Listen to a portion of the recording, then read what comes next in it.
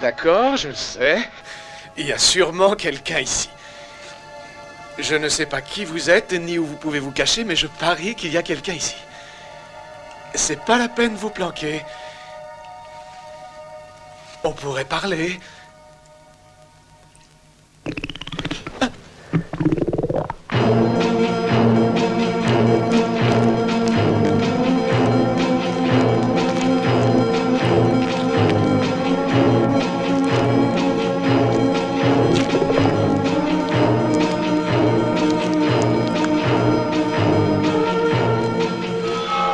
Salut.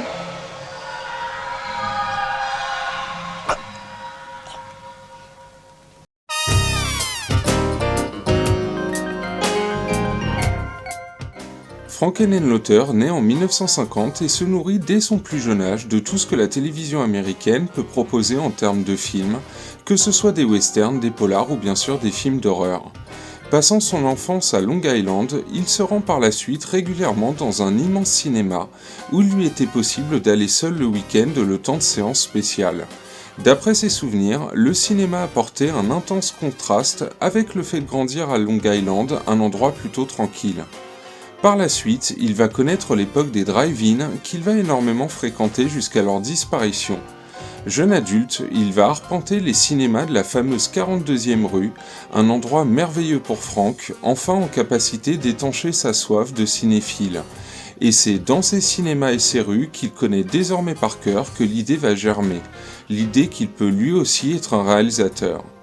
Frank se fait la main sur un court-métrage nommé Slash of the Knife, alors qu'il n'a que 22 ans. Satisfait par cette expérience, Enenlotter va mettre des années à monter son premier véritable projet, une histoire de frics paumée dans New York dont on ne connaît pour l'instant que son titre énigmatique, Basket Case.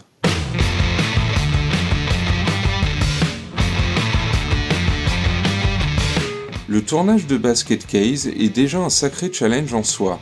Tourné dans des rues malfamées, sans acteurs professionnels et avec une équipe très réduite, le film transmet un fort parfum d'artisanal. L'équipe installe sa caméra dans un véritable hôtel de passe et doit constamment garder un œil sur le matériel. La faune locale n'hésite pas à voler tout et n'importe quoi et va même réclamer de l'argent pour ne pas faire de bruit pendant le tournage. Pour Frank, ce tournage est un cauchemar qu'il ne souhaite plus revivre jusqu'à la prochaine fois. Devant chercher des fonds la semaine pour pouvoir tourner le week-end, l'argent est un problème constant. Malgré ses problèmes de production, Basket Case sort en 1982 et dès ses premières minutes, on peut reconnaître qu'il remplit toutes les espérances de son auteur. Avec ce premier long métrage, Frankenenlotter livre un petit bijou du genre horrifique où les couleurs sont pisseuses à souhait, l'interprétation hésitante, les éclairages ténébreux, les décors crasseux et où l'animation du monstre en stop motion accuse un grand manque de finition. Et pourtant, tous ces éléments négatifs conjugués font de Basket Case un merveilleux petit chef-d'œuvre d'humour noir dont le principal mérite est de ne jamais se prendre au sérieux. Le public visé réserve un bon accueil à Basket Case et se range immédiatement du côté de ses frères siamois, devenus assassins par la force des choses. L'environnement sordide de ce quartier new-yorkais isole les frères du reste du monde et c'est là que le film nous touche à travers ses aspects les plus répugnants. Le frère monstrueux, refusé par la société tout entière, s'est résolu à rejeter en retour cette société qui place la normalité comme une de ses valeurs essentielles. Quel que soit le degré de perception ou même le sentiment que l'on peut éprouver, Basket Case est une expérience unique. Avec son budget estimé à 35 000 $, le film va se rembourser largement, mais pas au point de faire de Frank un homme riche. Basket Case sera sélectionné en 2017 par le Musée des Arts Modernes et bénéficiera d'une nouvelle restauration en 4K à l'occasion de cette nomination plutôt inattendue. Le film rejoint le club très fermé des premières œuvres cultes, faites avec les moyens du bord et surtout l'amour inconditionnel de leurs auteurs.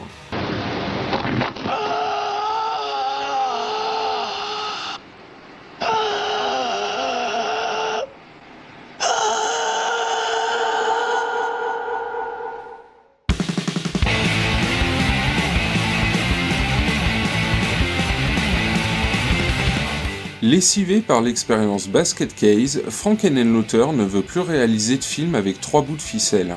Refusant de faire un long métrage de commande à but alimentaire, Frank rejette des offres jugées minables. Et quand le budget suit, il s'agit toujours d'un film slasher, genre qui n'intéresse pas spécialement Frank. Dépressif et dépendant à la drogue, Frank concocte dans son coin un nouveau scénario titré Brain Damage. Présenté à Embassy, le projet est immédiatement validé pour un budget de 2 millions de dollars, une fortune comparée à Basket Case. Frank s'entoure d'une fine équipe dont Jim Muro, futur réalisateur de Street Trash. Lorsqu'il vient sur le plateau équipé d'une Steadicam, Frank s'en amuse et trouve le gadget intéressant sans réaliser que son ami va en révolutionner l'utilisation. On peut également noter la participation du français Benoît Lestan à la création de Elmer, le monstre du film. En plein stage de formation aux États-Unis, il reviendra en France travailler sur La Cité des Enfants Perdus, Le Pacte des Loups et Martyr, entre autres. Brain Damage, titré Elmer le remue-ménage chez nous, est une thérapie pour Frank qui se laisse aller devant sa feuille blanche. Ne tenant compte ni des réalités techniques ni des impératifs budgétaires, un œil sur l'actualité horrifique, il constate un trop-plein d'humour et de parodie dans des titres tels que Le Loup-garou de Londres ou Reanimator. Jugeant ses propres projets amusants, il cherche à inventer un nouvel équilibre entre comédie et horreur. Tourné à New York, tout comme Basket Case, il se passe 1 an entre le premier jour de tournage et la sortie d'Elmer, une attente justifiée par la demande des producteurs d'exploiter une version allégée pour les salles et la version intégrale pour le marché vidéo. Frank doit tailler dans la pellicule, mais Elmer se voit classé X 3 fois de suite. Après un débat de près de 5 heures, les membres de la commission valident un classement plus raisonnable, permettant à Elmer de sortir dans de bonnes conditions. Dans Elmer, on retrouve les ingrédients qui caractérisaient déjà Basket Case. Hôtel crasseux, héros juvénile vivant en symbiose avec un monstre, second rôle déjanté et fin tragique. Un script qui semble réchauffé malgré ses 7 années de gestation, auquel il faut ajouter une critique de la drogue et de la dépendance qu'elle entraîne, représentée par le personnage d'Elmer, un bout de caoutchouc qui ne manque pas de charisme. Bien plus élégant que son premier film, bien aidé par un budget adapté à ses ambitions et plus profond, Elmer confirme l'essai et Frank installe son nouveau film au sein d'un univers cohérent, un univers où les monstres ne sont pas forcément ceux qu'on croit, et où tout est possible comme de faire cohabiter dans la même scène les personnages principaux de ces 2 films.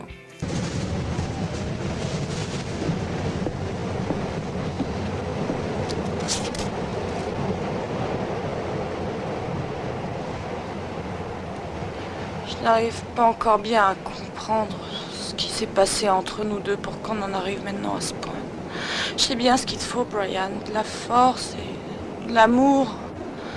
J'ai encore jamais vu quelqu'un changer de façon aussi soudaine et totale que toi. T'es devenu quelqu'un d'étranger pour moi.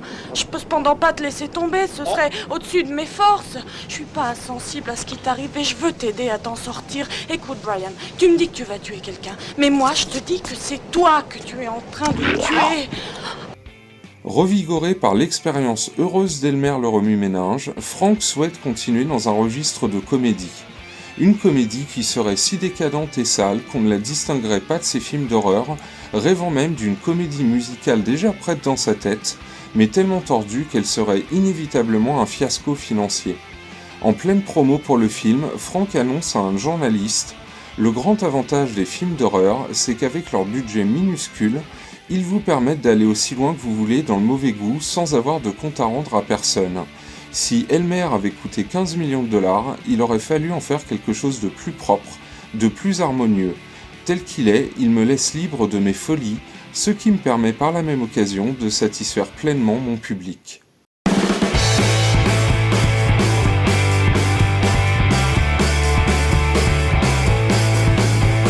À la question « Et alors, Basket Case 2 ?» Frank répond par un non catégorique en ajoutant « C'est le dernier film que j'ai l'intention de tourner ». Et pourtant, Frank y pense déjà. Pourquoi change-t-il d'avis ? Il existe de nombreuses raisons, mais c'est surtout parce que, émotionnellement parlant, Basket Case est son film le plus cher.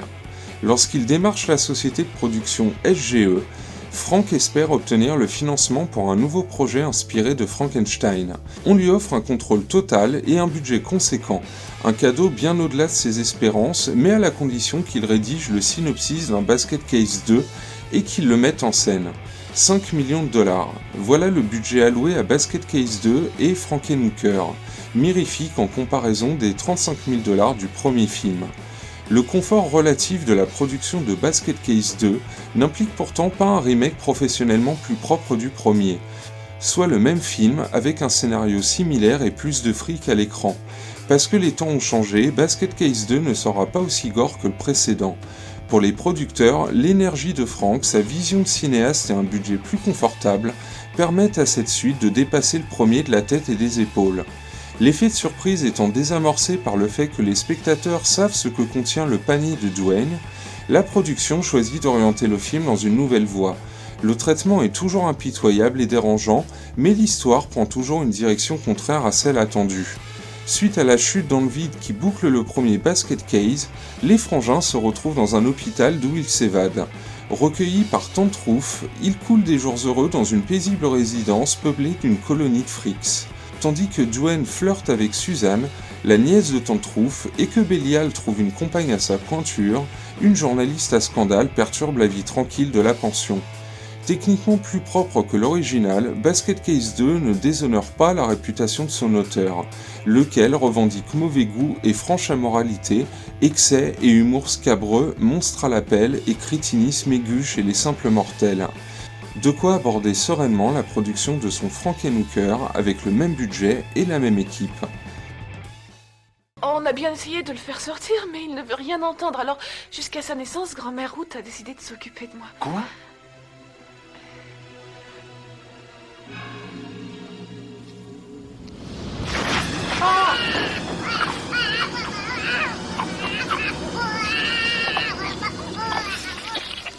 Tu n'as pas à avoir peur, il n'est pas méchant.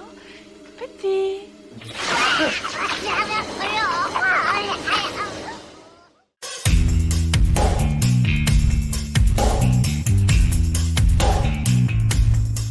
Réalisateur décidément en marge, Frank nous livre dans la même année Frankenhooker, un excellent équilibrage entre humour et horreur avec une Patty-Mullen aux mimiques clownesques, une playmate de Penthouse.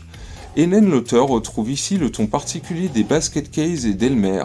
Sans surprise, un auteur s'affirme dans sa volonté de témoigner du rejet d'une certaine Amérique marginale, à grand renfort d'humour crade teinté de cynisme. Toutefois, on peut noter que Frankenhooker prend la forme d'un comique plus débridé et affirmé, tirant sur l'absurde et le complet délire. Un humour très Tex Avery par moments, où Hennen l'auteur oublie volontiers la réflexion sociale au profit d'un spectacle hautement réjouissant et particulièrement déjanté. Frankenhooker est aussi, tout comme Elmer, une critique de la drogue, et en particulier du crack qui envahissait à ce moment-là les rues de New York. Avec ses séquences cultes, des acteurs impliqués et une équipe technique au taquet, Hennen l'auteur livre son film le plus réjouissant et le plus réussi. Un nouveau palier pour une filmographie qui se tient et qui ne demande qu'à être étoffée de nouveaux projets. Basket Case 2 était un compromis, Frankenhooker une volonté d'inventer de nouveaux personnages plutôt que de recycler les anciens, avancer plutôt que de reculer.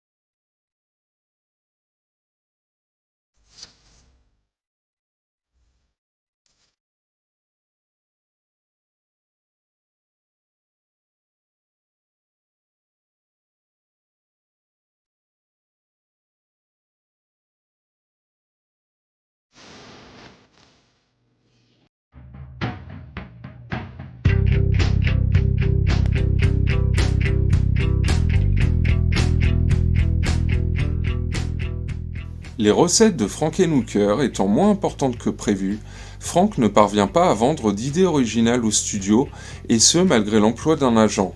Une demi-douzaine de scripts sont ainsi rejetés, dont un projet nommé Voodoo Dolls, un autre jugé bien trop horrifique, ou encore un film avec des insectes que son agent trouve incroyable mais invendable. Non, le seul projet qui pourrait trouver acquéreur, c'est Basket Case 3. La société SGE, qui avait déjà financé Basket Case 2 et Frankenhooker, renouvelle sa proposition auprès de Frank.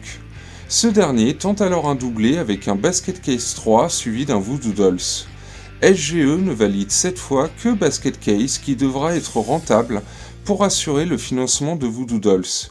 Une situation inconfortable, mais Henenlotter se refuse à abandonner son bébé à un autre. Rassuré par un Final Cut promis par SGE, Henenlotter s'engage dans la rédaction d'un script encore plus dingue que les deux premiers, que SGE, victime de problèmes financiers, lui ordonne de remanier. L'histoire ne se déroule plus à New York mais à la campagne, et il doit déchirer 11 pages du script afin d'atténuer la violence. Regorgeant d'incohérences, clairement orienté comédie, Basket Case 3 se tourne dans la douleur. Réécriture sur le plateau en prime. Le film semble nettement moins inspiré au niveau de la réalisation. Dans Basket Case 3, on peut passer d'une scène de massacre dans un commissariat plutôt jouissive à une séquence gênante où Belial singe la Ellen Ripley de Aliens dans un duel final trop faible pour être convaincant. Triste fin pour une saga qui jusqu'ici tenait plutôt bien la route. Basket Case 3 sera mal reçu par la presse et le public, mais reste une franchise au potentiel fort. Frank s'est trahi, lui qui avait jugé de ne jamais faire les choses par obligation ou opportunisme. Ce semi-échec lui fermera les portes d'une industrie en plein chamboulement, laissant derrière elle cet essor du ciné fantastique horreur des années 80. De nouveau, ses projets essuient refus sur refus, tandis que la même question revient encore et encore, et pourquoi pas un Basket Case 4. Excédé, Frank raccroche les gants, du moins pour l'instant.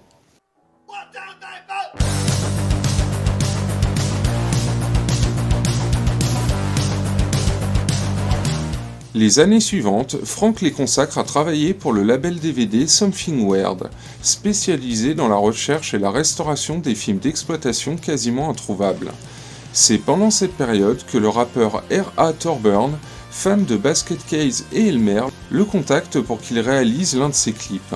Cette rencontre amènera à d'autres collaborations sous forme de clips musicaux et les deux hommes développent une solide amitié.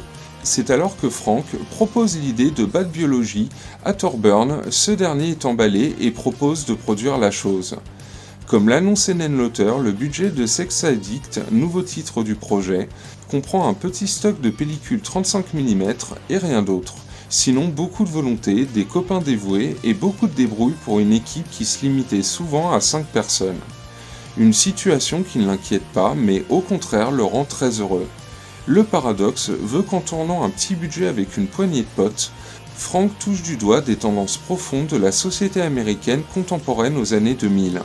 La sexualité frénétique de l'héroïne se répercute dans sa vie affective. D'une seconde à l'autre, elle passe par tous les sentiments qu'une femme peut éprouver pour un homme, jusqu'au crime passionnel. Quant à son alter ego masculin, il est longtemps resté impuissant avant de se fabriquer un sexe gigantesque à grands coups de médoc. Toutefois, il ne s'agit pas là d'une attaque bêtement moralisatrice, les personnages sont juste pris dans les contradictions d'une époque qui a érigé l'épanouissement amoureux ou la fibre maternelle en obligation, tout en rejetant la perversion et la normalité. Henenlotter retrouve là ses thèmes fétiches, l'addiction et la symbiose avec un organe extérieur qui marquait déjà Elmer et les Basket Case, au grand bonheur de son producteur-rappeur, ravi du résultat final. 16 ans après Basket Case 3, Henenlotter dévoile son nouveau film en festival et annonce également que son film a bien failli être son testament. Un mois avant le tournage, Frank apprend qu'il est atteint d'un cancer. Pourtant, hors de question d'annuler. Quotidiennement, Frank subissait des séances de rayons dès 6h du matin, puis prenait la direction du plateau pour y arriver à 9h.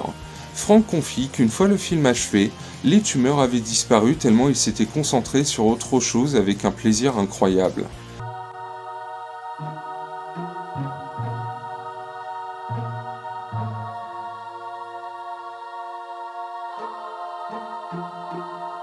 Je sens tout en moi. Le jardin d'Éden, Sodome et Gomorre, l'Armageddon, tout est dans ma chatte. Les plaies d'Égypte, la famine, l'invasion des sauterelles, Josué, Jacob, Jérémie, Pierre, Paul et tous les disciples. Il y a dans mon vagin l'enfer et le paradis. C'est un miracle. Je suis un miracle vivant. Notre Père qui est en Jennifer, que ton nom soit sanctifié. Dieu s'est finalement décidé à me baiser, et maintenant tout ce que je veux, c'est me sentir inondé par sa divine semence. Depuis l'expérience Sex Addict, Frank se fait plaisir.